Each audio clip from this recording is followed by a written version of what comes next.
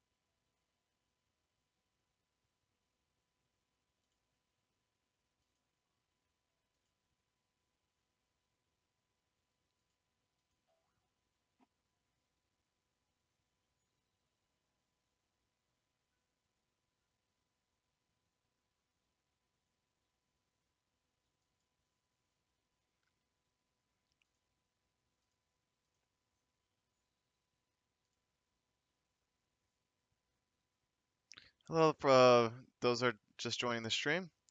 Good morning, good afternoon, good evening. We'll be starting in a couple minutes.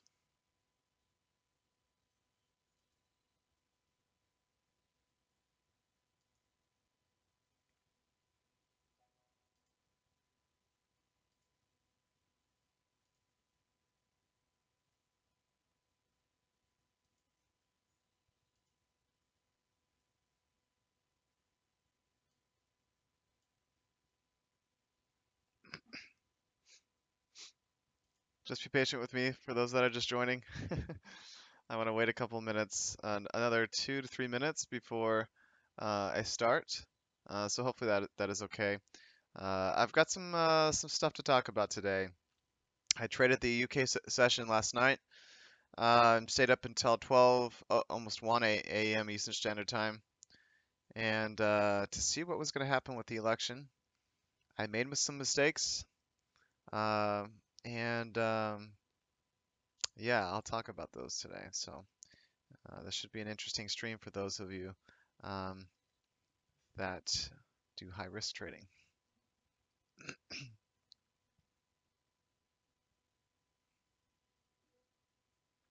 So what you're listening to in the background is Chopin.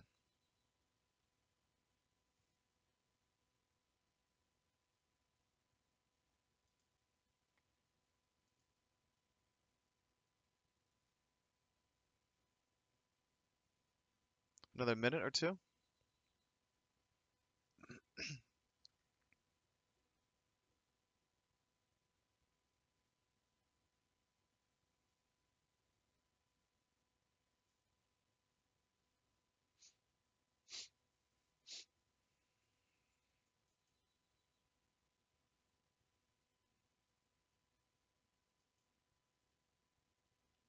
All right, I think I'll go ahead and start.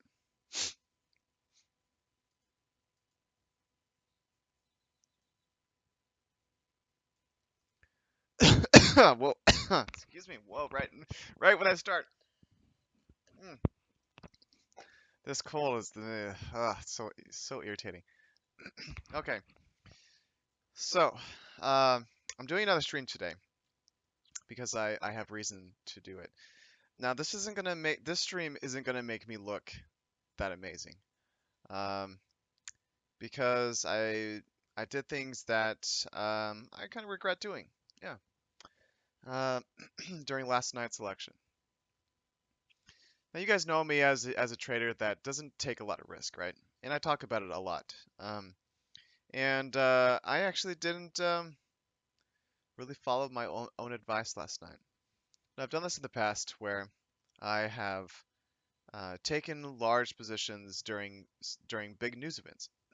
And the reason why I do that is because I see good opportunities in these big news events. Because if you guys know that it's really hard to find times in the market where there's a lot of volatility and you can make a lot of profit quickly. It's hard to find those times because they just are pretty much non-existent now and until these larger news events. For example, like NFP or the U.S. election um, and last night's election in the UK. These are the kind of things now that really drive the price to move hundreds of pips in a matter of minutes.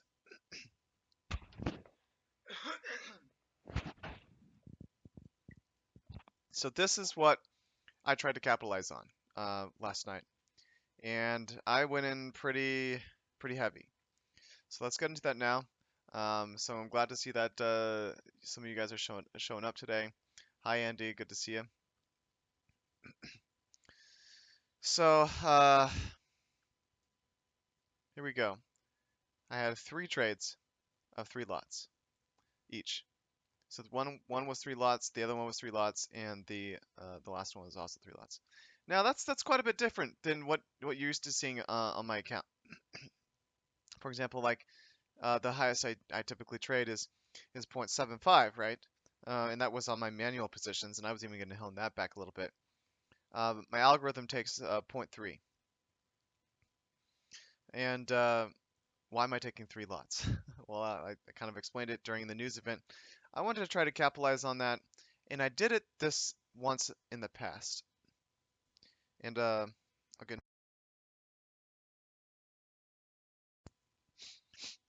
I did this the election, the U.S. election.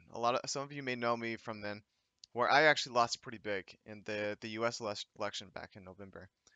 Um, and it was because of an accident. I accidentally left on a scalping EA of mine and lost a good portion of my account that I was trading. It wasn't like a total loss. I didn't lose all my funds that I've made over the last couple of years, but it was a substantial loss that hurt me um, financially and also um, it also hurt my psyche as well. Um, my mental state was not great, and I tried to pull out of that. So I waited a couple months and just slowly started gaining back my losses. And then the NFP came out in January, and they were talking about no. By the way, it's no non-farm payroll. That's typically a pretty big event for volatility. And so I looked up a lot of the news on my websites like Forex Factory and FX Street, uh, Bloomberg, to see what the outcome of that NFP may be. Now, during that time, they talked a lot about the Fed raising rates multiple times during that year, and how the NFP in January was going to be a big deal. So I went pretty deep in that, and came out with $1,600 profit off of one single trade. Um, so what did that do to me? Well, it gave me a decent recovery. I ended up recovering. I had a 60% loss on my account back in November. Again, that wasn't all of my money was not in that account. Um, so I had a 60% loss, which was substantial. And then in January during NFP, I ended up making 30% of that 60% loss back in one trade. So that gave me like this taste of a gambling type of personality. Like, ooh, like if you get one trade right, what uh, what are the rewards that you can possibly get from that? And because I got that one trade right, it gave me like this, I guess this rush to try to do it again at another event, another big event. Last night was that. Now, if Norbert shows up, he'll probably end up watching this. You were right, Norbert. I would do it again. He said that once you get a taste of that, getting a profit, you'll do it again. And he was right. I did do it, and it's not like something that I'm doing every single day. But I wait for these kind of events. I'm not doing it anymore, and because it was a stressful trading last night for me, I could have lost a lot. If you look at my account, you'll see that it used to be 6% drawdown. Now it's 9% because I hit a higher drawdown last night, roughly 10%. So that means my account was at about $2,500 dollars drawdown. A little scary. 9% drawdown is not huge, but on one single trade, it was a little bit scary, and it just brought me back to the days of not having direction and not really knowing or following my rules. Even 12 years later, I can still I still find opportunities to break my rules. Maybe it's because of the stream, maybe it's because of the videos, but I don't want to put blame on anything else but myself here. This is the how we become better traders is being honest and true to the mistakes that we make. We can't blame the market. We can't blame the other activities that we're doing, like the streams or the videos that I'm putting up, for example. Uh, all I can blame is myself here.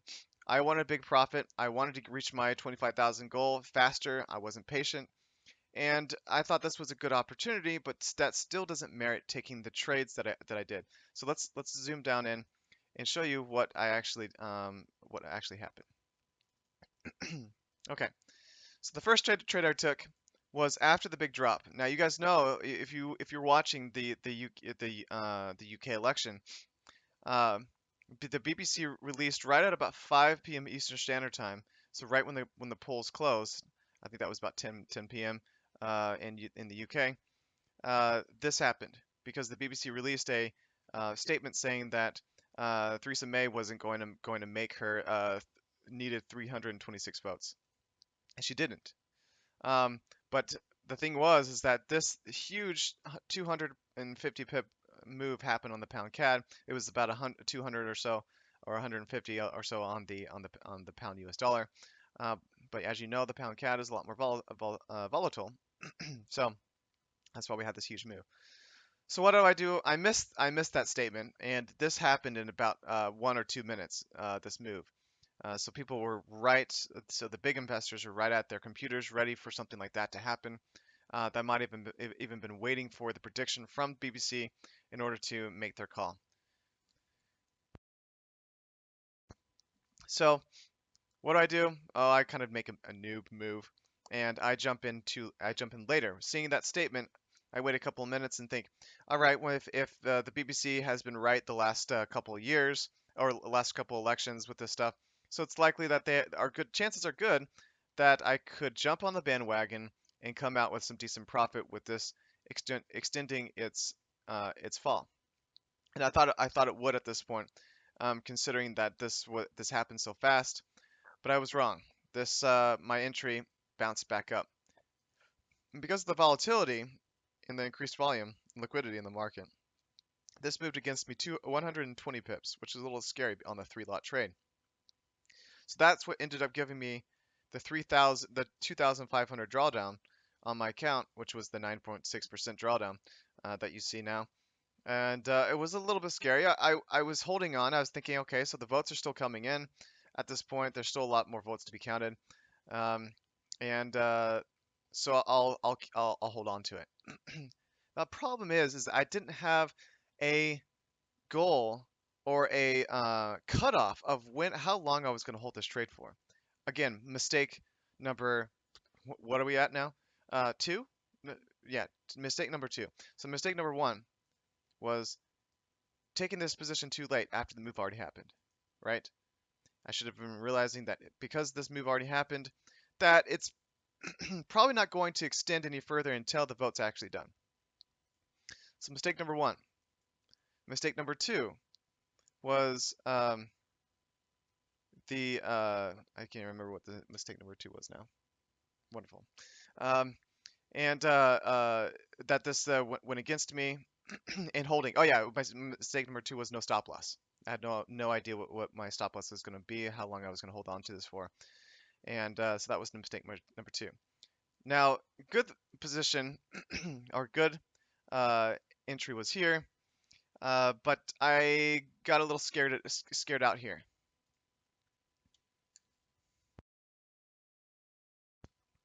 So I scared out of this position of the second position here. Although it would have been great. See this here, it would have fallen back down. I would have come out with a really big profit there. So I had an idea that this was going to be a reversal point, at least a hint, and it was because of the inside candle on the 5-minute chart. And I thought this would extend. It did. I got scared out of the position because it was another 3-lot position, and I would have been in 6 lots of trades at that point. And I was thinking, okay, so if I was wrong and this went against me, I would be in major trouble at this point, even if it went up a good 50 pips from there. If it jumped up 50 pips or even 100, I would have been in huge trouble at that point and may have come out with a substantial loss on the account. Okay, so I closed this trade out and decided I wanted a little bit more room considering my position. So uh, my position size. So if this went up against me, I would enter another trade somewhere up here and look for it to go down from there. So I closed out at $15 profit. Right, not a big deal. All right, so I tried again. All right, so it pushed back down. I waited things out. It shot back up. Another inside candle set up here. And we were looking at a nice start of a trend channel on the way down. And so I took this position here. All right. At this point, I was thinking, you know what? I'm not sure if this is such a good idea. Once I took this position, not such a good idea to hold on and trade this election in general. I'm not sure if this is the best idea for me. I started coming to my senses, and I was thinking, well, I could hold on to these 3-lot positions all the way down until the votes come in. Um, and then I started seeing on CNN and other places that it's going to be too close to call. That she could still get the votes, the 326 that she needed, and that would be bad. That means that the for me at least, it would shoot up in a huge way. The pound would. Um, and she didn't end up getting them. But at this point, the votes were still coming in. It was still too close to call. I didn't want to take the risk. I closed out at $110. Closed out at $110 profit. So this trade was a little bit more in pip size than the other. Let me show you here. Okay, so this is what my trades look like. I'm going to try to outline these. All right, so you can see trade one, or this is the profitable trade, the position right here. This was the losing one, and this was the $15 one here. So I came out with $110 profit overall. And look at that, 830 and 719. It's just not fun dealing with those kinds of numbers. All right, so I closed out and watched the rest of the election at that point, and ended up going to sleep right about in this area of the market. It was about 1 a.m. here, and the votes had already finished coming in.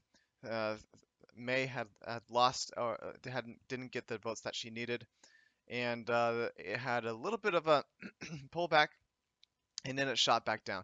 I knew when she didn't get her votes that it would pull back down. I was considering doing a pending order, but I decided, you know what, I'm done with this whole thing. What am I doing? And I just decided not to do any of that, and turned my algorithm back on. So I decided that I was going to turn my algorithm back on once the votes had come in and everything was settled. So I turned that on right before I went to sleep, and expecting that it was possible that if it moved down that I would have a pullback opportunity on the algorithm, and it did. It ended up taking two positions.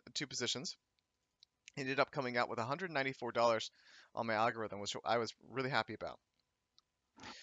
So this was very interesting because my algorithm is actually pretty good at these kinds of volatile events because since it's trading on the 30-minute chart, this is order one. So order one, you can see, and it was after an inside candle setup. So these two candles here, inside candle, entry on the next candle, and you can see there was only 2 entries.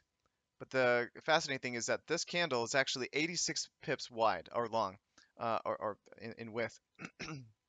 And so it seems like if I have a 20 pip grid going on, that I should have multiple orders um, on that position or on this basket trade, and I only had two.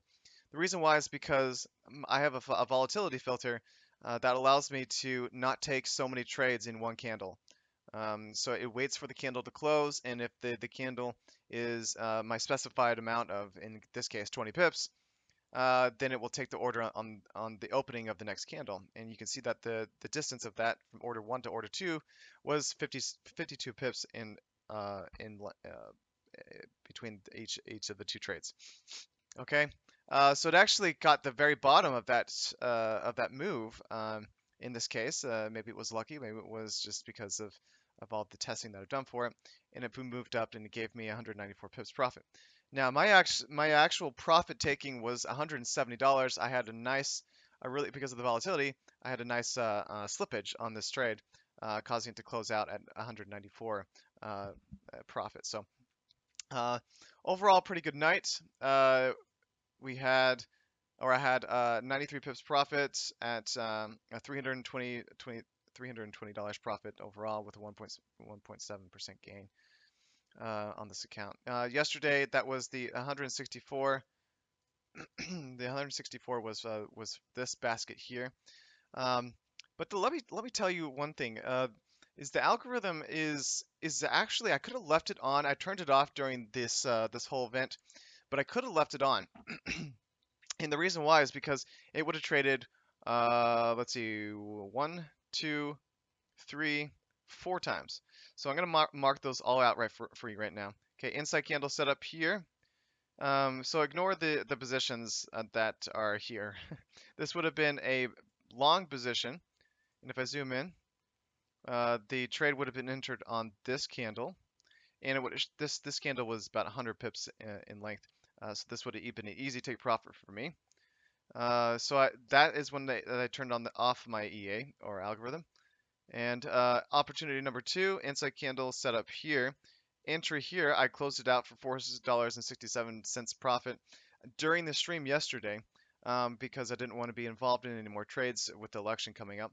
This also moved more than 50 pips profit, and so that would have been a profitable trade as well. And then also on this one as on top of that, which I did take. So I missed out on, let's see, 170. Uh, so on two positions. So excuse me, roughly 350 pips, $350 profit. Very sad, but you know that's fine. It was all out of precaution. I'm not kicking myself over it. I could have easily been stuck in a huge push down here, and it would have been tricky to get out of. So it's better to take precaution than to be over risky. All right. So what did I learn from yesterday? I learned that I am still prone to mistakes. I am still greedy. I am impatient.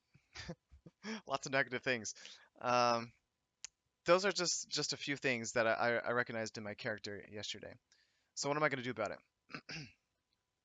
I'm going to not trade any more events like this, and I can do that. I had a conversation with my wife this morning about it, um, and we both talked about like it's too easy for me to fall into the same traps that I used to fall into, that would cause big losses. This could have easily caused a catastrophe for me on my account. Um, yes, I have some decent knowledge. I have some good trading background, um, but that's still not enough. You know, things can happen. So I don't want to fall into these same traps anymore. So what am I going to do differently? Well, not trading these events, not trading high risk, and number two, being a little bit more steady with what my outlook is, what my goals are. Because you guys know I've been trading manually.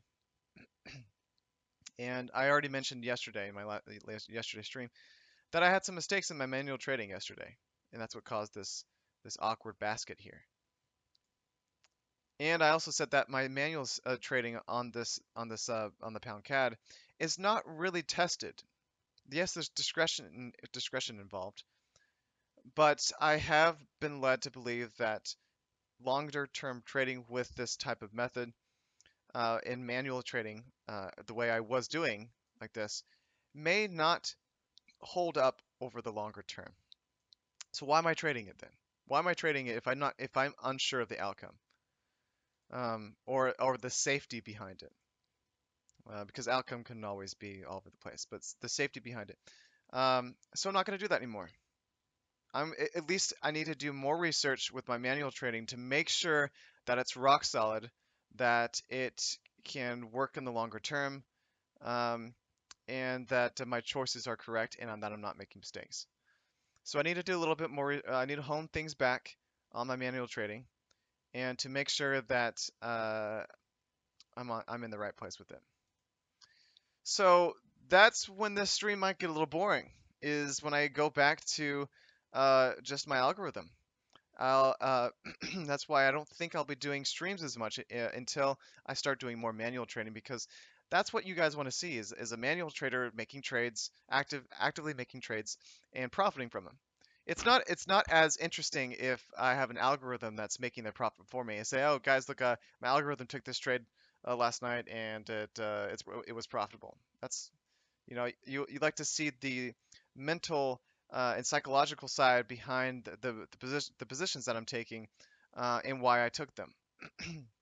And I can do the same thing with my algorithm, but it's a very simple, straightforward setup that it looks for, and it may not be that interesting, especially since I've been talking about what the setup looks for such a long period of time. So, unfortunately, I may stop the streams for the next while until I figure out what I'm going to do with my manual trading. Am I going to manual trade at all? Do I want to continue to look at my EAs and strategies to see if I can find another EA to complement the one I already have? Like this. This is my current EA that I'm looking at right now. One. Let's see. It's still going. So why am I rushing everything so much and trying to take stupid trades like I did last night? When I have a perfectly fine EA, so this is the pound CAD, that's from 2010 on to current date to 2017. It's still going. It's over $1 million, $1,200,000, or sorry, a million, yeah, almost 200,000, in a 6-year period. Why am I trying to rush things when I have a perfectly solid uh, mechanical system or algorithm that is doing the work for me? Um, and it's ridiculous when I have something so good in front of me and I'm still wanting more. It's a problem with us traders that we keep. It's not what we have is never good enough. Maybe some of you guys are still trying to find something that is even profitable in the beginning to begin with, but we're always searching for something better. I guess that's just human nature. Um, and we need to realize what's in front of our faces. And what I have right here, a fantastic algorithm that is still going to give me tons of profit, likely, and I just need to be patient with it. All right, so this stream today is a lot about. Hi, oh, Norbert, how's it going? I was just saying earlier in the stream, you're right. I did make a big trade in the UK session, just like I did back in the NFP that you heard about. You're right, I did it again. Once you do it, you'll do it again and again because you get that rush, the idea of how much profit you can make. It was a mistake, and I won't be doing it again now. And I'm going to remember this time and think of how much risk is involved. I'm going to stay focused.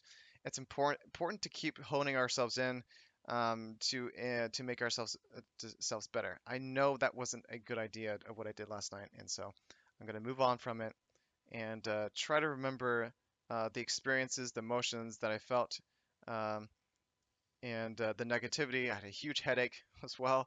So yeah, that is the plan. Um, but overall, guys, this week was good. Uh, I had $792 a week, which is kind of surprising. And so far this month, I've had 1,147.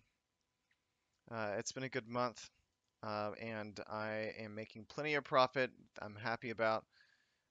And so let's show you what some of the stats look like. All right, so this is my personal account. We just broke 10% profit, and it shows right here today's profit of 0.2665%, and then this week as well 2.75.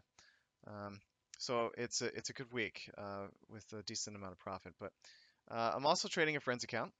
This account has been trading a little bit longer than the one my personal account at LMFX. This account's on Oanda. And you can see that he had a couple losing trades right when I took over the account, and then he actually had one more losing trade of about 0.5%, and then he stopped he stopped taking positions after that and let me just do the whole account at that point. Last month was real great. This is at Oanda. Remember, this is a U.S. regulated broker, including FIFA rules and only 50 to 1 leverage. All right. So a 5%, almost 5% month last month, and so far I'm at 1.43%. I probably, since it's only the ninth, I'm expecting probably close to about 3% profit this month on this 50 to 1 leverage account. Okay, so what was I watching last night? Obviously, the election poll results. May didn't get the 326. This is what I was watching like a hawk last night. It didn't work out for her, and it also didn't really work out for me. I did come out with $110 from the whole election process, but it was kind of a waste of time. All right, so something else I wanted to talk about is that you guys should check out. This is a Forex Tester. It's a pretty cool piece of software, and that is my Alexa talking in the background.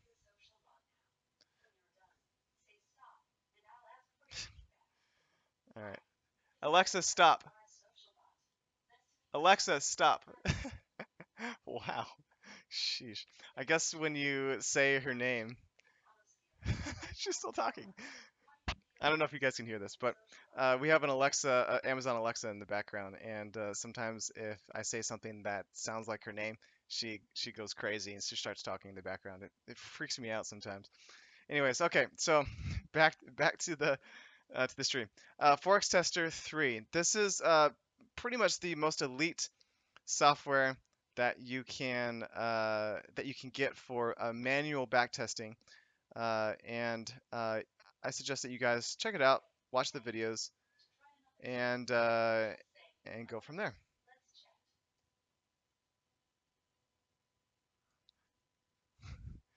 All right. So guys, that's pretty much all I wanted to cover today. And sorry for the Alexa mishap.